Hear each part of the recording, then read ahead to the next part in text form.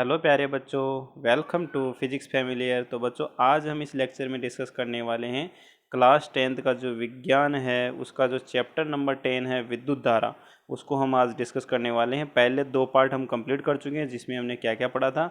विद्युत धारा, ठीक है बच्चों, विद्युत धारा पढ़ी थी हमने, विद्युत विभव, विद्युत विभवांतर, ओम का नियम, प्रतिरोध, प्रतिरोधकता।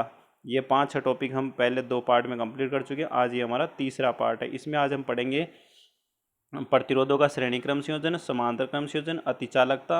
ये 2-3 टॉपिक आज कंप्लीट करने वाले हैं। तो बिना टाइम वेस्ट के स्टार्ट करते हैं बच्चों। हम प्रतिरोधकता पहले पढ़ चुके हैं। प्रतिरोधकता क्या होती है? किसी एकांक लंबाई तथा एकांक अनुप्रस्थ काट क्षेत्रफल वाले चालक के प्रतिरोध को ही क्या कहते हैं? उसकी प्रतिरोधकता या विशिष्ट प्रतिरोध कहते हैं। ठीक है बच्चों, यहाँ तक समझ में आ गया होगा। फिर हमने क्या देखा था? प्रतिरोध भी पढ़ा था, प्रतिरोध की निर्भरता भी देखी थी। वैसे आज हम देखेंगे प्रतिरोधकता की ताप पर निर्भरता और प्रतिरोधकता की पदार्थ पर निर्भरता। ध्यान रखना बच्चों, प्रतिरोधकता कभी भी चालक की लंबाई और उसके अनुप्रस्थ काट क्षेत्रफल पर निर्भर नहीं करती। मैं पहले वाले वीडियो में भी आपको अच्छी तरह समझा चुका हूँ क्यों नहीं करती। ये प्रतिरोधकता केवल दो ही कारकों पर निर्भर करती है और वो कारक आपको याद रखने, एक तो ताप पे निर्भर करती है और एक आपके पदार्थ की प्रकृति पर निर्भर करती है। ठीक है, तो पहले देखते हैं हम कि प्रतिरोधकता ताप पर कैसे निर्भर करती है। धातुएं जैसे तांबा, चांदी व सोना आदि का प्रतिरोध ताप बढ़ाने पर बढ़ता है। बच्चों, ये लाइन अच्छी तरह याद रखना। जितनी भी आपकी चालक धातुएं होती है उनका यदि हम ताप बढ़ाते हैं तो उनका प्रतिरोध बढ़ता है। और मिश्र धातुएं जैसे मैग्नीन तथा कॉन्स्टेंटन का प्रतिरोध ताप परिवर्तन के साथ बहुत कम प्रभावित होता है।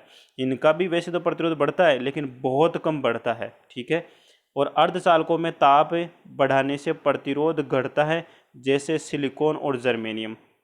अर्धचालक आपके उल्टे, अर्धचालक कौन से होते हैं? जिनकी चालकता चालकों से तो कम होती है लेकिन बच्चों कुचालकों से ज़्यादा होती है। ऐसे पदार्थों को हम बोलते हैं अर्धचालक, जैसे सिलिकॉन और जर्मेनियम। इनमें क्या होता है, यदि आप ताप बढ़ाते हो ना तो इनका प्रतिरोध घटता है। मतलब धातुएं जो होती है ना, धातु उनका जस्ट उल्टा है।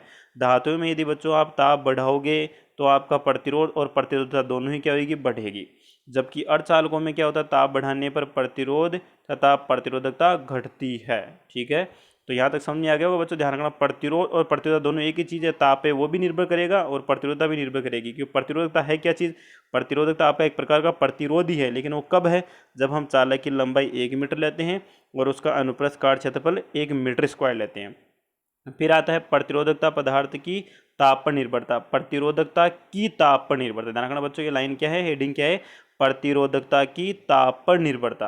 तो ध्यान रखना बच्चों, प्रतिरोधकता पदार्थ की प्रकृति पर निर्भर करती है। चांदी का प्रतिरोध न्यूनतम होता है, अतः यह सर्वाधिक चालक होता है। चालकता की दृष्टि से निम्न धातुओं का क्रम इस प्रकार दिया हुआ। सबसे ज़्यादा बच्चों जो चालकता दर्शाएगा वो चांदी, दूसरे नंबर पे तांबा, तीसरे नंबर पे सोना, चौथे नंबर पे आपका हो गया एल्यूमिनियम, फिर आ जाएगा लोहा। तो बच्चों आपको पता होना चाहिए। अब यहाँ पे समझ में आ गया होगा सर पदार्थ की प्रकृति पे कैसे निर्भर। कहने का मतलब क्या है? पदार्थ की प्रकृति का मतलब आपने कौन सा पदार्थ काम में लिया है। यदि हम चांदी के तार बनाते हैं तो ध्यान रखना बच्चों, सबसे ज़्यादा चालक आपका चांदी का तार ही होगा। दूसरे नंबर तांबे का। आपने देखा होगा जितने भी इंस्ट्रूमेंट, पंखा वगैरह देखो वहाँ तांबा या एल्यूमिनियम लगा होता है, क्योंकि सोना चांदी दोनों महंगे हैं और इनका प्रोडक्शन भी बहुत कम होता है। इसलिए बच्चों आपने देखा होगा चालन के लिए हमेशा तांबा या एल्यूमिनियम के वायर ही मिलेंगे। आपके घरों के पास से लाइन जारी होगी, संचरण लाइन, जो आपकी ट्रांसमिशन लाइन है, ठीक है, तो वो देखना एल्यूमिनियम के तारों की बनी हुई है। क्योंकि अब कहोगे सर तांबे क्यों नहीं? तांबा भी थोड़ा महंगा है और इसका जो प्रोडक्शन है वो भी बहुत कम होता है, लेकिन एल्यूमिनियम बहुत हल्का है और इसका जो उत्पादन है बहुतायत से होता है हमारे राजस्थान के अंदर भी और इंडिया के अंदर भी। ठीक है बच्चों, तो इसलिए एल्यूमिनियम का उपयोग सबसे ज़्यादा किया जाता है। अब आपको समझ में आ गया होगा कि सिर्फ प्रतिरोधकता की ताप पर निर्भरता कैसे होती है। यदि हम ऐसा पदार्थ यूज करते हैं जिसकी चालकता बहुत ज़्यादा हो तो सिंपल सी बात है, अगर सर बच्चों चालकता ज़्यादा होती है तो प्रतिरोधकता बहुत कम होती है। इसका मतलब चांदी की प्रतिरोधकता बहुत कम है, इसका मतलब इसकी चालकता बहुत ज़्यादा है। तो एक लाइन याद रखना बच्चों, यदि चालकता बहुत ज़्यादा है तो प्रतिरोधकता बहुत कम होती है। ठीक है, नेक्स्ट स्लाइड पे चलते हैं हम। फिर आता है बच्चों अति चालकता किसे कहते हैं। देखो बच्चों, वैसे नाम से पता लग रहा होगा अति चालकता मतलब बहुत ज़्यादा चालकता है, लेकिन इसको हमें शुद्ध हिंदी में सही तरीके से लिखना है कि कैसे क्या है। जब धातुओं का ताप कम करने पर एक निश्चित ताप पर प्रतिरोध शून्य हो जाता है। देखो बच्चों, अभी हमने थोड़ी देर पहले क्या देखा था कि सर जैसे जैसे धातुओं में ताप बढ़ाते हैं तो प्रतिरोध बढ़ता है। बिल्कुल, अगर हम ताप को घटाएंगे तो प्रतिरोध घटेगा। उल्टा भी तो होएगा ना, यदि आप ताप बढ़ाओगे तो प्रतिरोध बढ़ेगा, यदि हम ताप को घटाएंगे तो प्रतिरोध घटेगा। तो जैसे जैसे हम ताप को घटाते हैं तो एक ताप बच्चों ऐसा आ जाता है जिस पर आपका प्रतिरोध क्या हो जाता है, शून्य हो जाता है। जैसे जैसे आप ताप कम करते जाओगे कम करते जाओगे कम करते जाओगे तो एक स्थिति ऐसी आ जाएगी, उस स्थिति में प्रतिरोध शून्य हो जाता है। तब आपके उस पदार्थ जो आपका जो पदार्थ है, कोई सा भी पदार्थ है, वो क्या करेगा, आपका प्रतिरोध शून्य होने से उसकी चालकता अनंत हो जाती है, मतलब बहुत ज़्यादा हो जाती है। तो इसी गुण को हम क्या कहते हैं, अतिचालकता। और ऐसे पदार्थों को हम क्या बोलते हैं, अतिचालक पदार्थ कहते हैं। जैसे कि यहाँ पे एग्जांपल दिया है, जैसे कि पारे में 4.2 केल्विन पर प्रतिरोध शून्य हो जाता है और वह इस ताप पर अतिचालकता दर्शाता है। मतलब हम क्या करें, यदि पारे को धीरे धीरे धीरे धीरे धीरे धीरे उसका ताप कम करते जाए कम करते जाए कम करते जाए और हम पहुँच जाए 4.2 केल्विन ताप पर, तो 4.2 केल्विन ताप पर जैसे ही पहुंच जाएंगे तो बच्चों उस पारे का जो प्रतिरोध है वो शून्य हो जाएगा, अर्थात प्रतिरोधकता भी शून्य हो जाएगी।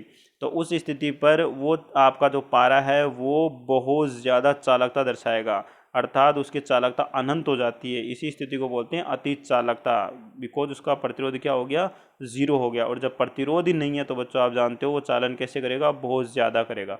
तो अति चालकता की परिभाषा आपको समझ में आ गई होगी। जब धातुओं का ताप कम किया जाता है तो एक निश्चित ताप पर प्रतिरोध क्या हो जाता है, शून्य हो जाता है। इस स्थिति पर उन पदार्थों की चालकता अनंत हो जाती है। इस गुण को हम अतिचालकता कहते हैं और ऐसे पदार्थों को अतिचालक पदार्थ कहते हैं। पारे का आप एग्जाम्पल दे सकते हो। फिर आता है प्रतिरोधों का संयोजन। बच्चों ध्यान रखना, प्रतिरोधों का संयोजन हम दो प्रकार से करते हैं, एक होता है श्रेणी क्रम संयोजन और एक होता है समांतर क्रम संयोजन। अब बात है कि सर प्रतिरोधों का संयोजन क्यों किया जाता है। बच्चों ध्यान रखना, हमें क्या करना है, इच्छित मान के प्रतिरोध चाहिए। मान लो मेरे पास में दो ही प्रतिरोध है, एक 2 ओम का है एक 3 ओम का है। अब मुझे 5 ओम का प्रतिरोध चाहिए तो मैं कहाँ से लेके आऊँ, मैं उन दोनों को कुछ इस तरह से जोड़ूंगा कि मुझे 5 ओम मिल जाए। तो मुझे पता लगाना है कैसे जोड़ना है, श्रेणी क्रम में जोड़ना है कि समांतर क्रम में जोड़ना है। तो इस तरह से अब आपको पता लग गया होगा कि प्रतिरोध का संयोजन क्यों किया जाता है। इच्छित मान का प्रतिरोध प्राप्त करने के लिए प्रतिरोधों का संयोजन किया जाता है। इच्छित मान का प्रतिरोध प्राप्त करने के लिए प्रतिरोधों का श्रेणी क्रम तथा समांतर क्रम संयोजन किया जाता है। अब आता है बच्चों कि श्रेणी क्रम संयोजन क्या होता है।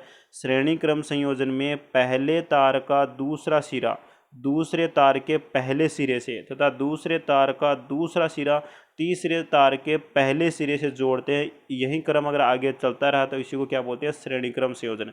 बच्चों ये समझ नहीं आया तो देखो नेक्स्ट स्लाइड पे चलते हैं और पूरा डायग्राम देख के आपको समझाते हैं कैसे। देखो यहाँ पे बच्चों आपको प्रतिरोधों का श्रेणी क्रम संयोजन समझने के लिए को, यहाँ सबसे पहले हमने एक बैटरी ली है, यहाँ पे एक प्लग कुंजी ली है। जितने भी उपकरण हैं जो हम काम में लेते हैं उन सब के संकेत मैंने प्रीवियस लेक्चर के अंदर, प्रीवियस वीडियो था पहले वाली वीडियोस में समझाए थे। प्लग कुंजी को किससे दर्शाते हैं, बैटरी को किससे दर्शाते हैं, प्रतिरोध को किससे दर्शाते हैं, धारा नियंत्रण को किससे दर्शाते हैं। अगर आप लोगों ने नहीं देखा है तो पिछले वाले जो वीडियो उसको जाकर जरूर देखें।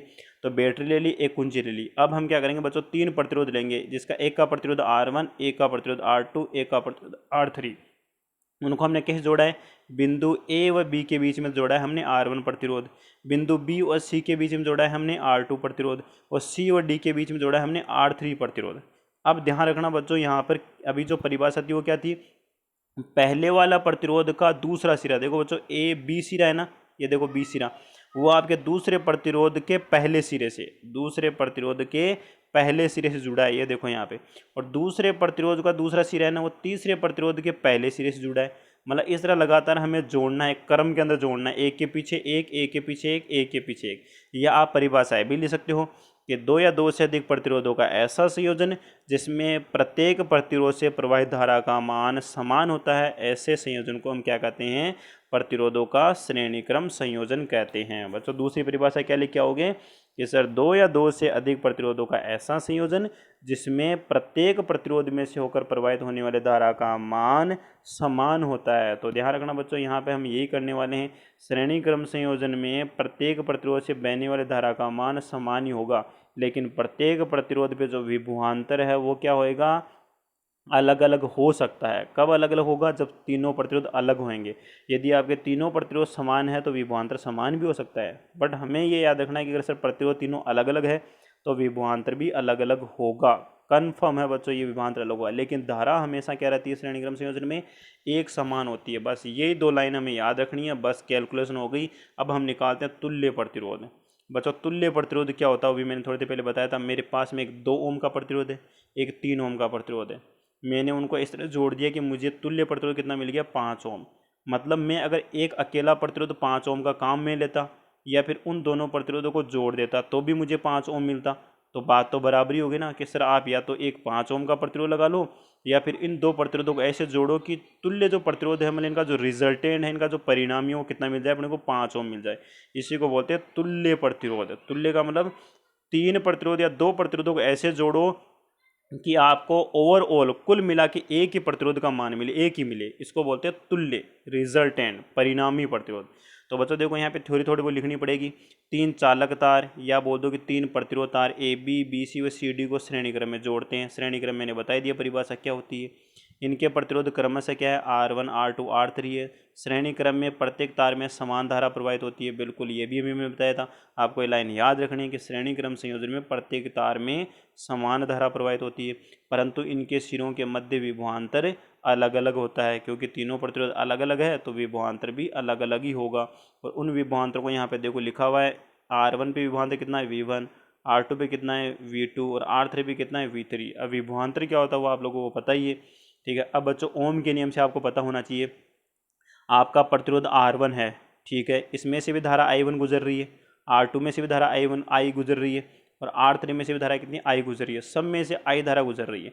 तो पहले वाला जो प्रतिरोध R1 है इसमें विभवांतर क्या आएगा, V1 is equal to IR1। अब यूँ मत कहना कि बच्चों सर ये कैसे आया, ये ओम के नियम से आया बच्चों। V इक्वल टू IR होता है, आपको पता है। तो पहले वाले प्रतिरोध विभवांतर V1 है तो V1 लिख दिया, धारा इसमें भी I है, सब में I है तो I इंटू R1 हो गया। इसी तरह से आपका जो प्रतिरोध R2 है उस पर विभवांतर कितना हो जाएगा बच्चों, I इंटू R2। जो आपका प्रतिरोध R3 है उस पर विभवांतर कितना हो जाएगा, V3 equals to I into R3। I देखो बच्चों सब में सेम है, यहाँ तक समझ में आ गया होगा। अब आपको क्या करना है, ये चीज़ ध्यान रखनी है बच्चों। मान लो बैटरी आपकी 5 वोल्ट की है, कितने की है, 5 वोल्ट की। 5 की जगह आप 15 वोल्ट ले लो, ऐसे करो, ठीक है। अब जो 15 वोल्ट की बैटरी है बच्चों, ध्यान रखना, वो जो 15 वोल्ट का विभवांतर है ना, वो V1 V2 और V3 में बट गया। इसका मतलब V1 plus V2 plus V3 तीनों की मिला के वैल्यू कितनी है, 15 वोल्ट। इसका मतलब मैंने यदि ये जो बैटरी है बच्चों अगर ये V वोल्ट की ली है तो ये V वोल्ट बराबर किस किस के हो गया, V1 plus V2 plus V3 के। तो यहाँ पे ये लिखा है, अतः कुल विभवांतर V इक्वल टू कितना आएगा, V1 plus V2 plus V3 आएगा। और V बराबर हम कैसे लिखेंगे, माना कि पूरे परिपथ में धारा कितनी बह रही है, I, और तुल्य प्रतिरोध हमारे पास में कितना है, R। कैसे पता लगाया सर, आपने एक बैटरी ले ली यहाँ पे V वोल्ट की, और मेरे पास में एक अकेला प्रतिरोध है, बस एक ही अकेला प्रतिरोध, उसमें भी धारा I प्रवाहित होनी चाहिए, और ये आपका R प्रतिरोध है। तो बच्चों यहाँ पे जो विभवांतर है V इक्वल टू कितना आएगा सर, V इक्वल टू आ जाएगा I इंटू R। तो यहाँ पे जो एक प्रतिरोध अकेला प्रतिरोध माना है ना बच्चों, ध्यान रखना, वो तीनों का क्या है, इक्वलेंट है, तीनों का तुल्य है। इसलिए यहाँ पे जो V आ रहा है ना, यहाँ पे जो V है, ये इस V को हम क्या लिखेंगे, V equal to I into R। R यहाँ पर है बच्चों तुल्य प्रतिरोध, R यहाँ पे क्या है, तुल्य प्रतिरोध, मतलब इन तीनों का जो मिला के एक अकेला जो प्रतिरोध का मान आएगा ना, वो है यहाँ पे। और V1 V2 V3 का मान हम रख ही देंगे। V का मान कितना है, IR1, V2 है कितना है, IR2, एंड V3 है कितना है, IR3। अब देखो बच्चों यहाँ पे I तो सब जगह कॉमन आ रही है, तो I आपने कॉमन ले लिया, और यहाँ पे क्या हो गया, R1 plus R2 plus R3। ध्यान रखना बच्चों, ये R1 दो बार है, तो एक चीज़ ध्यान रखना, यहाँ पे R1 plus R2 plus R3 है। आपका दाएं पक्ष में और बाएं पक्ष में I कॉमन आ रहा है, तो I से I कट जाएगा। तो देखो बच्चों R बराबर कितना आ रहा है, R1 plus R2 plus R3। अब यहाँ से एक चीज़ समझ में आ रही होगी बच्चों आप लोगों को। अभी मैंने थोड़ी देर पहले कहा था एक 2 ओम का प्रतिरोध है, एक 3 ओम का प्रतिरोध है। मैं उन दोनों को कैसे जोड़ूं कि मुझे कुल 5 ओम का प्रतिरोध मिल जाए।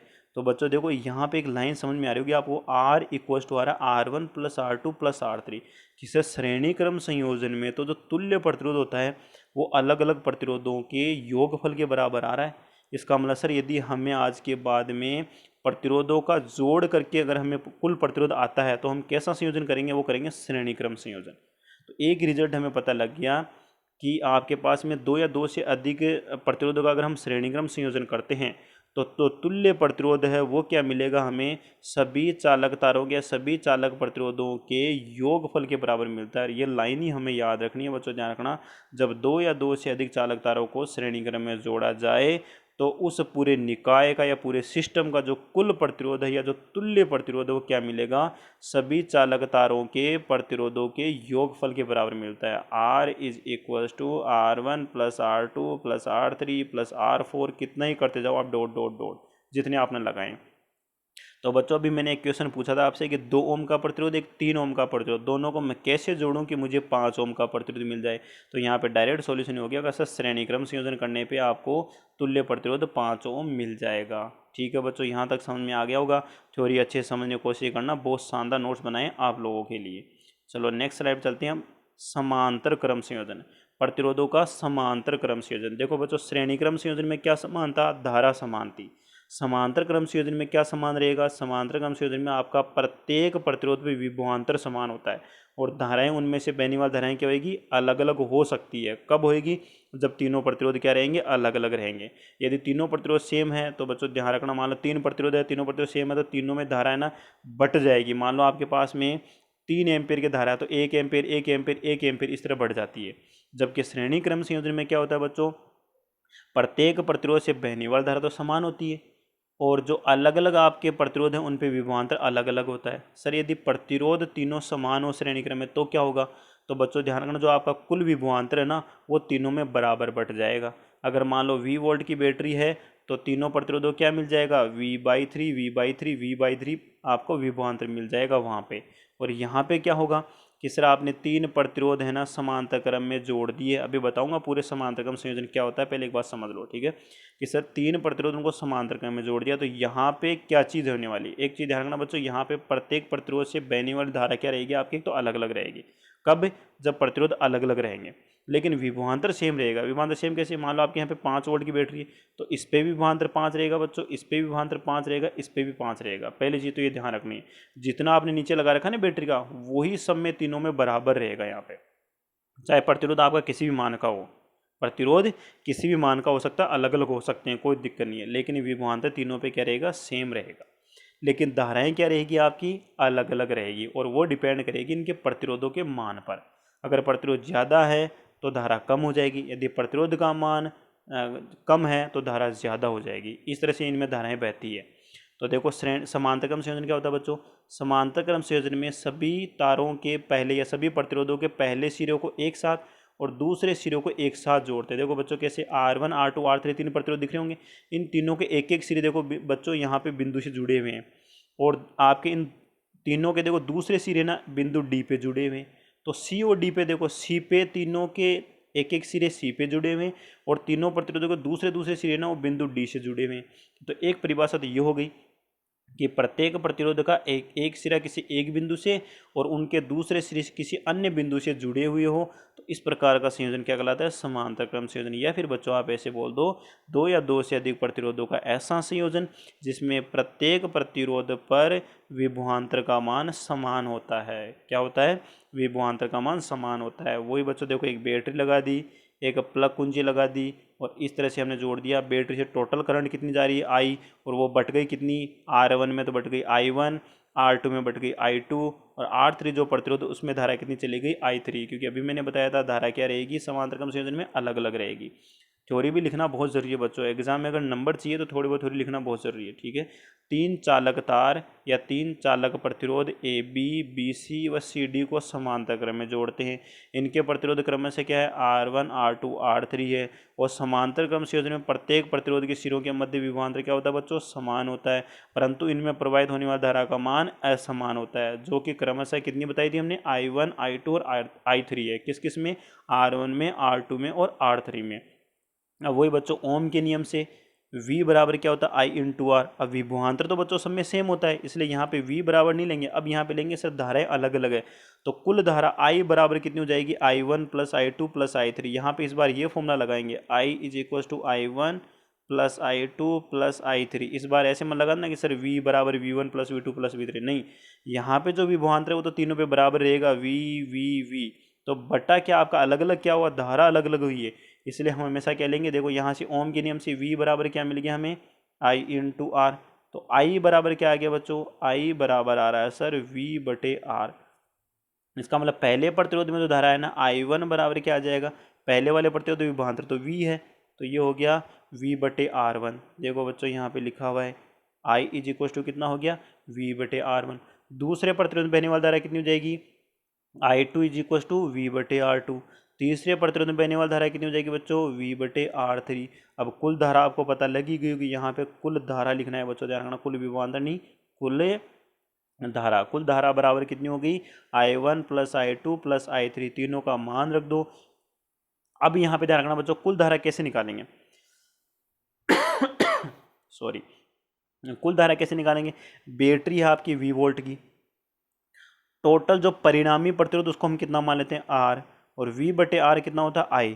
तो ध्यान रखना बच्चों, जो कुल धारा है उसको हम क्या लिखेंगे, V/R। तो यहाँ पे जो हमारे पास में कुल धारा आ रही है उसको हमने क्या लिख दिया, V/R। I1 का मान हमारे पास में कितना है, V/R1। I2 का मान कितना है, V/R2। I3 का मान कितना है, V/R3। अब देखो बच्चों, दाएं पक्ष और बाएं पक्ष में देखो V सब जगह कैंसिल हो रहा है, V दाएं पक्ष में भी है और V बाएं पक्ष में भी है।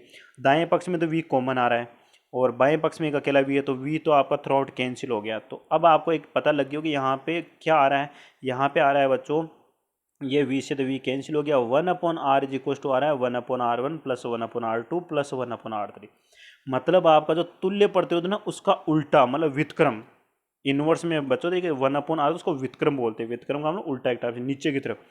तो जो आपका तुल्य प्रतिरोध उसका जो व्युत्क्रम है वो किसके बराबर मिल रहा है, अलग अलग प्रतिरोधों के व्युत्क्रमों के योगफल के बराबर आ रहा है। देखो सबका व्युत्क्रम का योगफल आ रहा है, डायरेक्ट नहीं जोड़ रहे, जबकि श्रेणी क्रम संयोजन में क्या आया था, डायरेक्ट योगफल आया था।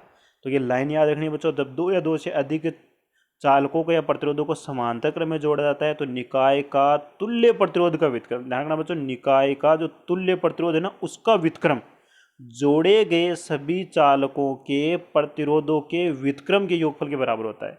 आपने जो परिपथ में जोड़े थे ना जितने भी प्रतिरोध, उनके प्रतिरोधों के व्युत्क्रमों के योगफल के बराबर, देखो उनका प्रतिरोध लो, उनका व्युत्क्रम करो और फिर सबको जोड़ दो। कैसे, एक एग्जाम्पल लेते हैं हल्का सा। किस तरह, हमारे पास में एक 2 ओम का प्रतिरोध है, एक 3 ओम का प्रतिरोध है, एक 4 ओम का प्रतिरोध है। इनको हमने किस में जोड़ दिया, समांतर क्रम संयोजन में। तो तुल्य प्रतिरोध क्या होगा बच्चों, अभी मैंने फॉर्मूला क्या बताया था, 1/R = 1/2 + 1/3 + 1/4। तो पहले हम एलसीएम ले लेंगे बच्चों। देखो नीचे बच्चों एलसीएम कितना आ रहा है, 12, तो ये कितना चला गया 6 बार, ये कितना हो गया आपका 4 बार, ये कितना हो गया आपका 3 बार। तो बच्चों ऊपर आपका जोड़ने पे कितना आ रहा है 13 बट्टे नीचे कितना आ रहा है 12।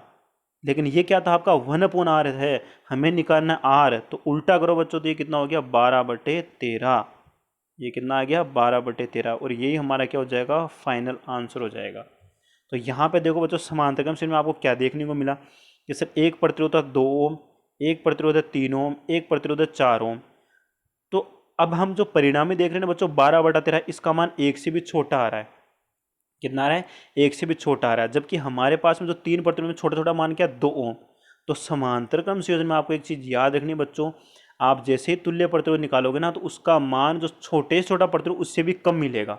जबकि श्रेणी क्रम संयोजन में क्या होगा, आपका जो बड़ा से बड़ा प्रतिरोध होगा ना उससे भी ज़्यादा मिलेगा। क्यों मिलेगा, तीनों को आप जोड़ोगे, तो तीनों को जोड़ने पे कितना हो रहा है, 4 3 7 8 9, तो बच्चों 4 से तो बड़ा ही है ना 9। तो श्रेणी क्रम संयोजन में तो क्या होता है, आपका जो तुल्य प्रतिरोध होता है वो परिपथ में लगाए गए बड़े से बड़े प्रतिरोध से भी अधिक होता है। जबकि समांतर क्रम संयोजन में हमारा जो तुल्य प्रतिरोध है वो परिपथ में जोड़े गए कम से कम मान वाला, जो सबसे न्यूनतम मान वाला प्रतिरोध ना उसके प्रतिरोध से भी कम मिलता है। ये चीज़ हमें अच्छी तरह से याद रखनी है और ये फॉर्मूला भी हमें याद रखना है डायरेक्ट। ठीक है बच्चों, तो आज के लिए इतना काफ़ी है। नेक्स्ट लेक्चर हम पढ़ेंगे विद्युत धारा का तापीय प्रभाव और विद्युत धारा का चुंबकीय प्रभाव। तो 2 लेक्चर और करेंगे जिससे हमारे ये 5 लेक्चर में पूरी यूनिट कंप्लीट हो जाएगी, पूरा चैप्टर कंप्लीट हो जाएगा। उसके बाद में हम बुक के किस तरह के क्वेश्चंस है, बोर्ड में किस तरह के क्वेश्चंस आते हैं, सब कुछ सॉल्यूशन करेंगे। और कुछ आपके क्यूज़ के क्वेश्चन भी रखेंगे कि आपकी भी प्रैक्टिस हो जाए, कुछ आपको डीपीपी दी जाएगी, आप कितना सोल्व करोगे। ठीक है बच्चों, तो इसी तरह से प्रैक्टिस करते रहिए और हमारे चैनल के साथ बने रहिए। अगर आप हमारे चैनल पर नए हैं तो चैनल को सब्सक्राइब कर ले और बेल आइकन के बटन को ज़रूर प्रेस कर ले बच्चों, जिससे मैं जब भी कोई वीडियो अपलोड करूँ उसका नोटिफिकेशन तुरंत आपके पास पहुँच जाए।